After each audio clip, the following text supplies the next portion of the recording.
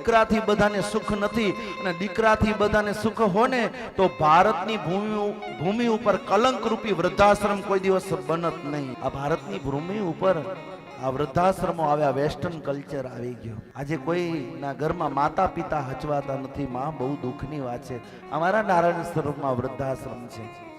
આપણે વૃદ્ધોને હું મળવા માટે જાઉં, વૃદ્ધોને મળીને પૂછું ને તમારો દીકરો શું કરે છે, તો કોઈકનો દીકરો સીએ હોય, કોઈકનો એન્જિનિયર હોય, કોઈ મોટા મોટા પદ ઉપર બેઠેલો હોય, પણ એમના જ માતા પિતાઓ છે ને વૃદ્ધાશ્રમમાં આવે છે. આપણી માજન પરંપરાઓમાં આ બધી તકલીફો આવી ગઈ. આ ભણેલા જેટલા છે ને એ બગડ્યા બધા, એમના જ માતા પિતા આવે છે. અને હજી પણ કહું, મારી માતાઓ બહેનો દીકરીઓ બેઠી છે, કોઈ માતા પિતા વૃદ્ધાશ્રમમાં જતા નથી. વૃદ્ધાશ્રમમાં જાય છે ને એ સાસુ અને સસરા જાય છે. માતા પિતા તમારા ગયા પહેલા પણ હતા, કોઈ દિવસ એ દીકરા એને ઘરનો, તમારા ગયા પછી વૃદ્ધાશ્રમમાં જવાનો વારો આવ્યો છે. આ કલંક ભારત વર્ષની વહુવારું ઉપર છે. એ સાવધાન થજો. આ એ બધા રંગલાઓને કહીએ છીએ જે વૃદ્ધાશ્રમમાં મૂકી આવ્યા છે ને, હા, એ તો રંગલા જ કહેવાય.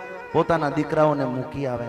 જો માતા પિતા વૃદ્ધાશ્રમમાં હોય તો લઈ આવજો. એવા મા બાપની સેવા નહીં કરી હોય તો પછી તીર્થ કરો કે નહીં, શું મતલબ છે?